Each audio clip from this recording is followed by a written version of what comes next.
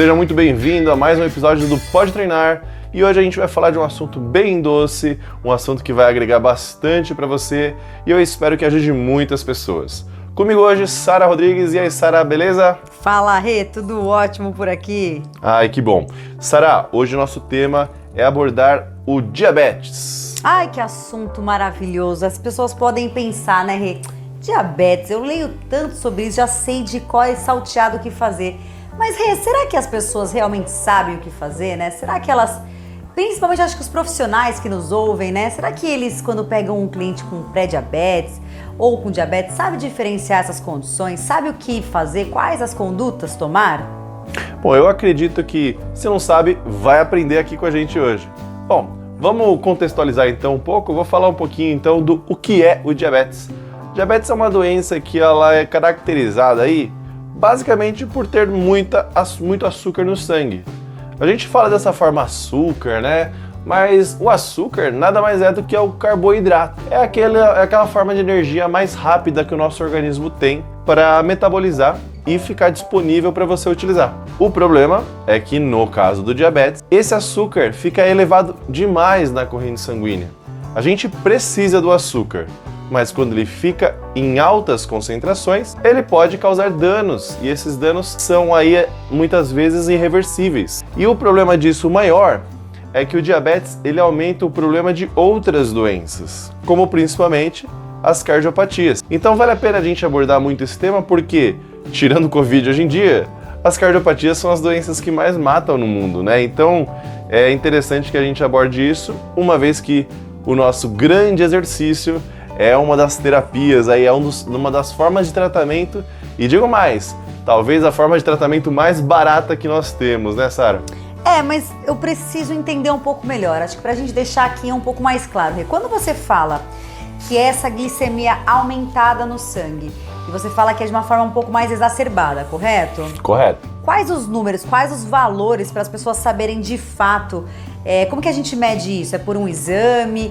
Qual é o número esperado, né? Qual é a faixa esperada? Você pode deixar isso mais explicitado pra gente, doutor Renato Pelaquim? Vamos lá. Então é assim, tem várias formas de diagnosticar um diabetes, né? Claro que isso deve ser feito por um médico, tá, gente?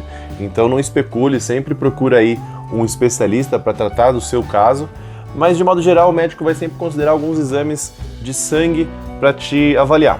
Um deles é justamente aí a glicose quando você fica num período de jejum, tá? Esse aí talvez seja o mais tradicional. Em alguns locais eles estão até já diminuindo o tempo de jejum, dependendo da metodologia que foi solicitada, mas a glicose de jejum ela tem que ficar aí em torno de 100 para baixo, tá? Na verdade é abaixo de 100 quando a gente fica num grande jejum. Se você estiver num valor entre 100 mg por decilitro de glicose a 125, você está caracterizado como pré-diabetes, ou seja, você está com um pulinho ali, logo você pode, se não fizer nada por isso, pode evoluir para o caso aí de ter a doença mesmo. Ou seja, o negócio tá ficando difícil já, né? Já tá ficando ruim, né? Você tá ficando doce demais. Tava ruim, aí parece que piorou. Piorou. Joia, essa é a primeira forma, né? Talvez a mais comum. Um outro exame que o pessoal costuma utilizar é a hemoglobina glicada. O que é isso daí? Rê, antes de você falar da hemoglobina, esse não é aqueles carinhas assim que é tipo histórico escolar? Que você pode falar assim, mas no dia anterior eu sabia que eu ia fazer exame de sangue, eu não comi nada, que a gente ouve isso, né? Eu não comi nada errado um dia antes. Mas a hemoglobina glicada, eu gosto de brincar que ela é nosso histórico escolar. É verdade? É bem por aí, Sara, porque pensa comigo assim, o seguinte, como você citou na escola, né? Você vai lá, faz uma prova e um dia você vai bem, mas se você for ver ao longo de todos os trabalhos, todos os dias, teu professor sabe quando você deu uma roubadinha ou não, né? O médico vai fazer a mesma coisa, gente. Na verdade, os profissionais de saúde vão saber isso aí ao longo do tempo. Aí, pai, você que está ouvindo, meu pai é assim. Meu pai, quando soube que ia fazer exame na segunda, domingo, você tinha que ver a dieta rigorosa que ele entrou. Não vale alterar o exame, gente. Mas se você alterar, bom, na verdade você vai estar roubando, mas a gente tem como te pegar. Seguinte, a hemoglobina glicada, ela é uma forma de avaliar o quanto que a sua hemácia, né? As suas hemoglobinas, é a parte das células vermelhas do sangue, né? O quanto que elas ao ficar em contato por muito tempo com a glicose, então lembra, né? A glicose no sangue está elevada. Quando vai juntando, e no sangue tá tudo junto ali, tá glicose, tá sistema imune, tá hemoglobina. Quando fica muito concentrado de açúcar, esse açúcar começa a aderir nas hemácias. E o sangue, ele consegue ser detectado quando ele está com essa hemoglobina junto com uma glicose. Por isso que tem esse nome, hemoglobina glicada, tá? E aí, esse valor, ele é representado por percentuais. Um percentual, quando a pessoa já tem o diabetes instalado, é acima de 6,5%. Quando a pessoa está ali limítrofe, ela vai estar lá no 6 a 6,5, né? Nesse valor intermediário. De 5,5 para baixo é um valor normal, onde todo mundo vai ter esses valores. Então, por que eu falo que esse daí, ele basicamente tira esse lance de colar de você alterar? Porque ela representa a média dos últimos 3 meses de glicose de jejum. Como eu gosto de dizer, é o nosso histórico escolar. Não adianta você se alimentar bem na última semana antes do exame, correto? Correto. Não vale alterar, gente. Na verdade, você vai estar falando de você mesmo. Se quiser enganar você mesmo, faça isso. Mas tenta ser o mais honesto possível, que vai ajudar o teu médico aí e todo o pessoal que vai trabalhar com você e com certeza a sua família a fazer um melhor tratamento. Mas legal, eu descobri então, né, pelos meus exames, passei lá no médico, vi que realmente a minha glicemia ela tá um pouco mais exacerbada e eu cheguei nessa condição de pré-diabetes. Existe diferença, Rê, nas condutas sobre o exercício físico nessa população, na verdade, do pré-diabetes? Existe alguma recomendação diferente?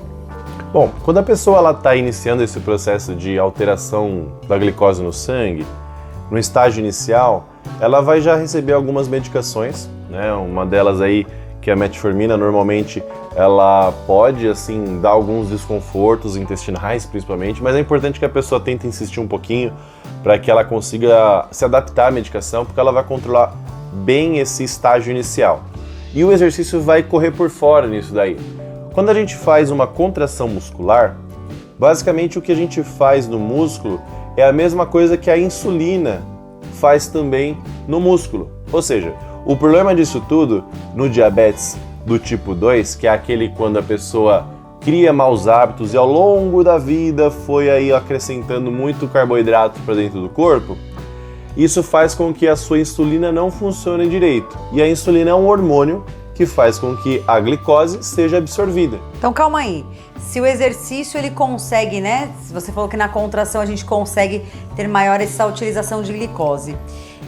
Eu consigo baixar, então quem é insulino dependente consegue baixar a quantidade da insulina utilizada por conta do exercício? Olha, a gente consegue melhorar a sensibilidade a esse hormônio que nós produzimos. E uma coisa muito legal, quando você faz a contração muscular, a insulina, ela abaixa na corrente sanguínea. Nosso corpo é muito inteligente. Ai, que corpo inteligente, né? Olha como a gente veio perfeito nesse mundo. Por que acontece isso? Porque justamente, se você faz um esforço físico e já vai consumir carboidrato, seu corpo entende, eu não preciso liberar um hormônio que faça isso. Perfeito. Ou seja, quando você faz uma contração muscular, você faz o mesmo mecanismo, só que de dentro da célula do músculo, né? Para fora. E a insulina vem de fora para dentro. Então, assim, é uma forma inteligente que o nosso organismo tem de também utilizar o carboidrato quando a gente está em maior necessidade. Ou seja, quando você vai contrair a tua perna, é a tua perna que vai consumir o carboidrato. Não vai ser só o seu dedinho do pé, só a sua sobrancelha. Então é importante que a gente fale isso, porque pensando dessa forma, o fato de você se mexer é quase que você fazer o mesmo processo que uma insulina. E em relação ao tipo de atividade, existe alguma atividade um pouco mais recomendada que a outra, que apresenta maior benefício, como as atividades de característica mais aeróbia, ou as que têm mais, vamos dizer assim, mais características de força, treinos resistidos? Tem diferenças, ambas são importantes. O que a gente tem de recomendação é que se faça os dois moldes de treinamento, ou seja, façam caminhadas, façam aí pedaladas, enfim, todas essas atividades que são mais prolongadas, que a gente diz de ser atividades aeróbias, tá? Porém, é importante que você faça um fortalecimento muscular. Bom, a gente fez um estudo, Sara, lá no Instituto Dante Pazanese, que foi muito legal. Qual? A gente pegou os pacientes que eram diabéticos e tinham problema no coração e fez com eles mesmos um dia só de treino aeróbio e um outro dia só de treino de força. A gente fez o mesmo tempo e a diferença que a gente teve da glicose inicial para o final desse tempo de exercício, que foi de meia hora, no aeróbio foi de menos 25% do valor inicial. Vamos dar um exemplo? Se estava 125, terminou em 100, tá? Nossa, é uma diferença extremamente significativa isso. Exatamente. Então a gente já vê aí uma forma de reduzir a glicose. Esse resultado foi no final da sessão? Foi ao final dessa sessão de 30 minutos. Quando a gente fazia 30 minutos de exercícios de força, né, os resistidos, a gente abaixou 14%. Então, se a gente pensar em aferir, né? Eu tô aferindo a glicemia do meu aluno antes da aula, vale, né? Vale, é importantíssimo fazer o controle glicêmico, tá? Pra eu saber esse parâmetro, mas a minha dúvida e questão, na verdade, é essa. Quando eu trabalho com um cliente que é diabético, todas as sessões eu inicio aferindo e finalizo as sessões aferindo também essa glicemia, controlo durante o treino. Como é que funciona isso? É importantíssimo que nas primeiras sessões você faça todas as aulas. Você tem que conhecer o seu aluno ou, se você é o aluno diabético, você tem que se conhecer. Isso que é o mais importante, seja cientista de você mesmo. Então começa a fazer um laboratório mesmo, começa a checar a glicose nos mesmos horários após as refeições e no caso do diabetes aí do exercício, né, faça a aferição antes da sessão. E é importante que ela esteja acima de 100, porque como eu falei, se a sua glicose tende a baixar na maioria dos casos frente ao exercício, se ela estiver muito abaixo de 100, você corre o risco de ficar com uma glicemia muito baixa, ou às vezes nem conseguir terminar a sessão. Então é importante que ela esteja acima de 100. Pô, Renato, mas aí se eu como muito ela fica alta demais. É também interessante que você saiba ter um controle da sua alimentação. Ou seja, procura aí não explorar muito massas, doces, esses carboidratos que são mais simples, tá? Talvez valha a pena até a gente abordar o que são carboidratos, né, num outro episódio. Acho que vale, porque muita gente tem dúvida, né? Fala, mas aveia eu posso antes? E meus alunos mesmos perguntam o que eu posso comer antes ou não, né? Porque cria essa dúvida muito nas pessoas. Mas assim, Rê, pra gente fechar aqui o episódio, quais as dicas que a gente pode fazer prática, que a gente pode começar a aplicar amanhã, né? Caso os profissionais estejam ouvindo e queiram aplicar nos seus clientes amanhã mesmo, ou as pessoas que são os próprios diabéticos, né, que às vezes não sabem muito bem como iniciar o exercício, tem um pouco de medo, às vezes sabe que tem algumas restrições, mas não sabem quais. E aí, o que você pode deixar de dica pra gente fechar aqui? O mais importante que eu falo para os meus alunos é o seguinte: não falte na aula, tá? Seja muito assíduo, porque se eu falei agora que o exercício ele consegue baixar a glicose, você tem que fazer isso todos os dias. Não foi de um dia para noite que você se tornou diabético.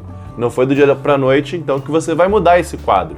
Mas é construindo um degrau de cada vez. Então, o primeiro passo é mantenha-se assíduo na sua atividade física. Faça todos os dias caminhadas, se você não tem aí um lugar para você treinar.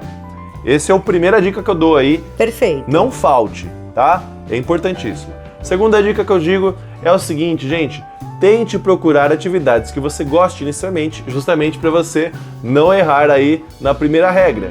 Busque alguma coisa que seja agradável. Se for fazer caminhada, vai num lugar que você goste. Nesse período de pandemia, aí a gente talvez tenha mais restrições, mas não deixe de fazer. Pode fazer aí, sobe e desce um degrau da sua casa.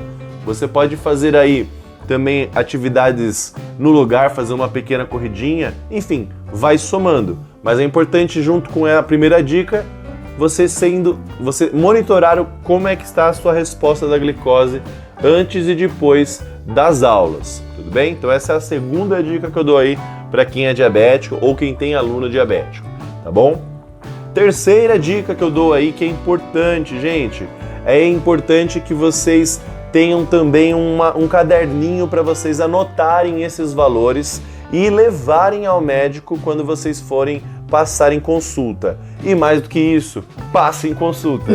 Não fujam das consultas. Não fujam. Normalmente o médico ele não é o carrasco, ele só quer te ajudar, tá? Então é possível já ver em estudos redução da quantidade de hipoglicemiantes que a pessoa toma, ou seja, as medicações que abaixam a glicose. Para fechar aqui também, que me veio agora, né, que tem muita dúvida, já me perguntaram bastante sobre isso, não inicio a sessão de treino com quanto de glicemia? Não é recomendado que você faça uma sessão quando a glicose esteja muito acima de 300. Pode ser que alguma coisa está errado aí no seu organismo, você pode estar com alguma infecção que você não conhece, você pode ter comido alguma coisa que você não percebeu, que aumentou demais. Então é importante, ou você pode estar muito estressado. Então esses fatores todos podem aumentar a sua glicose. De modo geral, tente se manter aí tranquilo, que você vai ao longo do tempo, somando sessão a sessão, a sua glicose vai ficar bem legal. Ai, Rê, muito bacana essas dicas, essas recomendações. Daria pra gente ficar muito tempo aqui, mas justamente a gente gosta de dar uma boa resumida, para todo mundo pelo menos entender a base. Qualquer dúvida também pode nos procurar. Mas muito gostoso bater esse papo com você, que trabalha, vive isso todos os dias. Eu acho que é muito rica essas informações. E obrigada, porque é sempre muito esclarecedor estar aqui com você. Eu que agradeço e eu espero todos aí que se tiverem alguma dúvida, quiserem um outro episódio, deixa um comentário, segue a gente aí nas plataformas que a gente tem disponível. E é isso, gente. Espero que vocês gostem, curtam o nosso canal e nos vemos no próximo episódio. Valeu!